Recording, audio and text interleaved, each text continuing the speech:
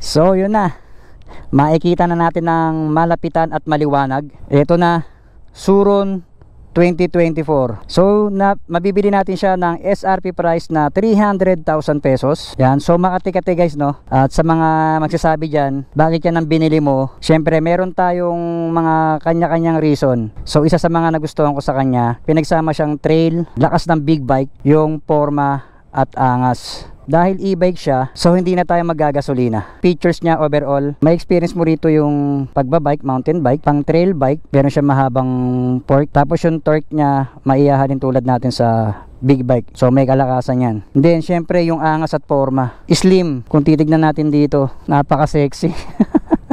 Ang sarap. So pag mayroon ako nakakasabay, nag-aalinlangan sila kung ano ba nakikita nila. Bike ba yan?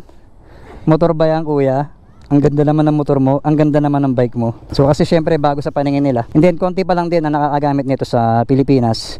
Although sa ibang bansa is marami na talagang gumagamit ng Suron. Ang kagandahan dito, maraming electric bikes na naglabasan na ngayon. Isa si Suron, marami na ring pyesa pagdating sa aftermarket. So mabibili na rin natin siya kahit sa Shopee, marami na rin siyang pyesa doon. So madali na lang mag-upgrade. Kagandahan lang syempre yung aftermarket yung kailangan natin. I-on natin.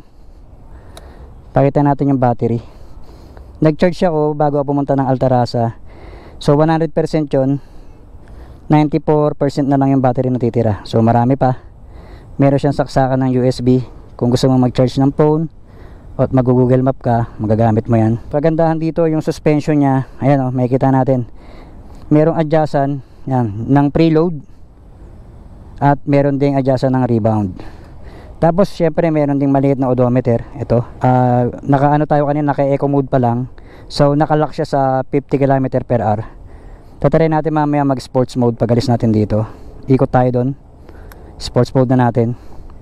At syempre merong napakalambot na lever at stock 19 na gulong. Napakalambot na suspension. Ayan, oh. Ang lambot.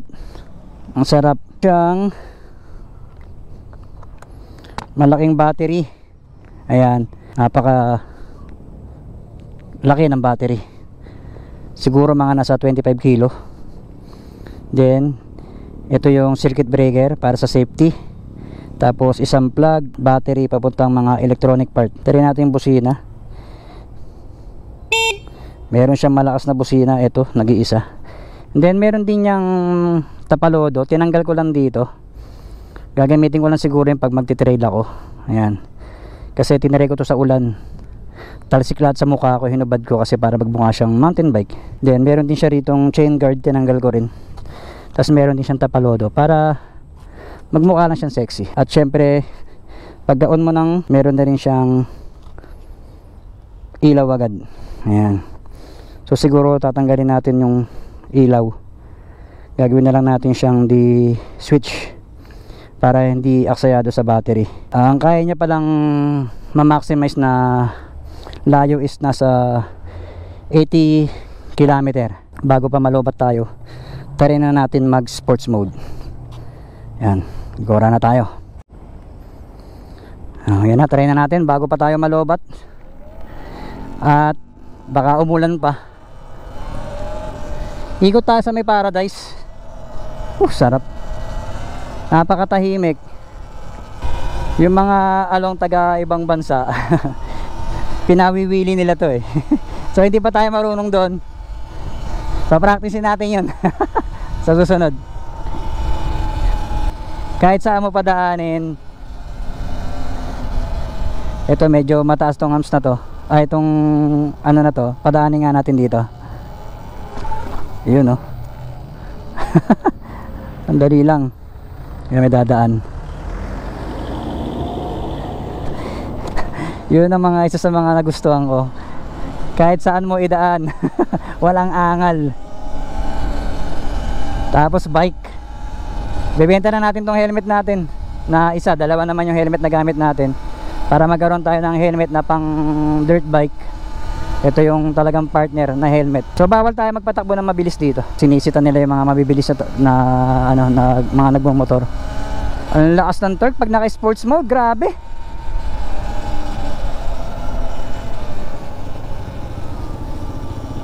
Nasa 400cc yung torque eh. So meron siyang iba't ibang variant. Ito kasi Suron Light BX, merong Light BS, yun yung dati, and then Light B, tapos yung Ultra B, pinakamalakas, parang 600cc na rin. Grabe. So kayang kaya niya talagang sabayan yung mga nakamotor. Sisiw sa kanya. Siyempre malaki advantage natin, dadaan sila sa baha. Ako, dadaan ako dito. 'Di ba? Yung nakagandahan. Off-road eh. Ang sarap. Puta, para ka lang lumulutang.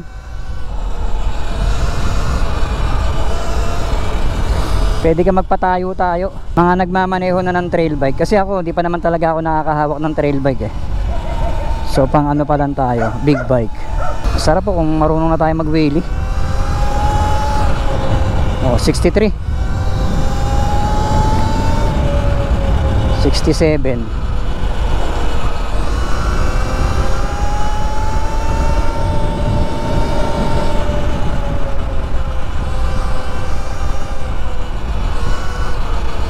Wow, sarap. Ang hangin.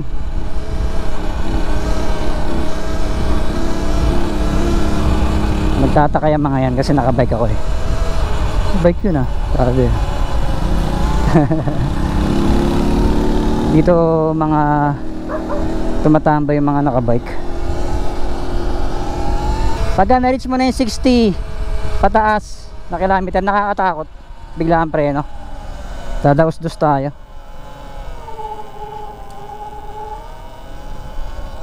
Ilan na yung battery natin? So meron na tayong 80% sa battery. Yuhu!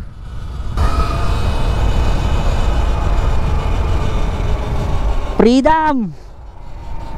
Di mo naman talaga magagamit yung full speed eh. Lalo pag ginamit mo sa trail. Magkaiba kasi yung open na daan at yung nagmamaneho ka sa bundok. So walang kwenta yung ano dun, no, yung top speed. Walang top speed dun. Ang importante dun yung skills mo.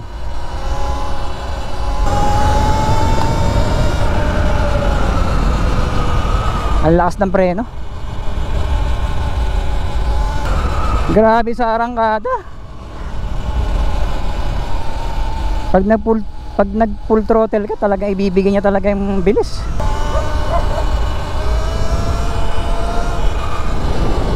Ah, sarap.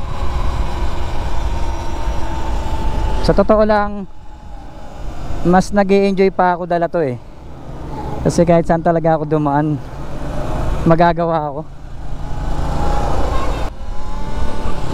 Wala akong masabi. Performance, sobrang ganda nitong motor na to.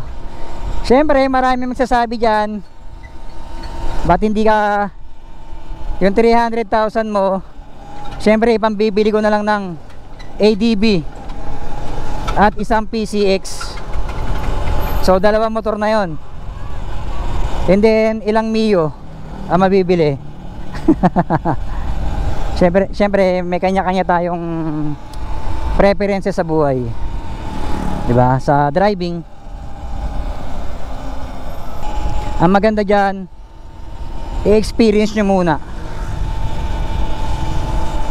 para masabi natin na kung ano talaga yung kagandahan sa bike na to,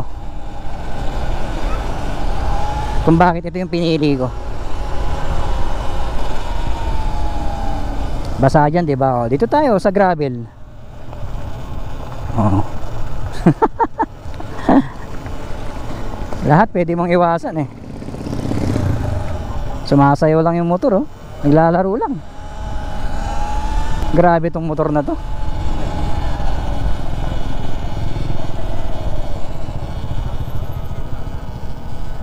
So may pupuntahan tayo.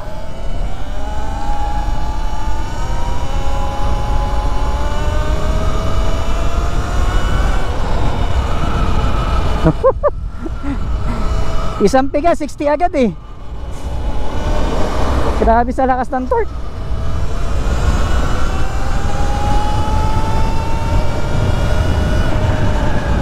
Putang ina, nakatakot. Pag biglang liko, dadaos-dos ka eh.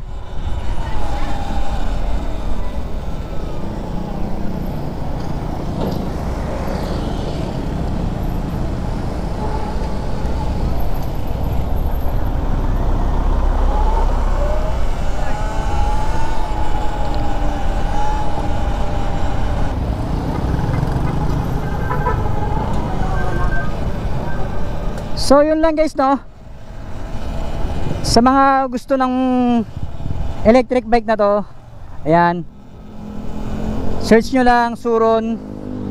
And sa mga gusto may experience to, i-experience nyo na. Dito mo mailalabas yung totoong skills mo sa pagmumotor at sa pagbabike. So yun lang guys, I hope nagustuhan nyo yung ating video. Pa-like and share na rin.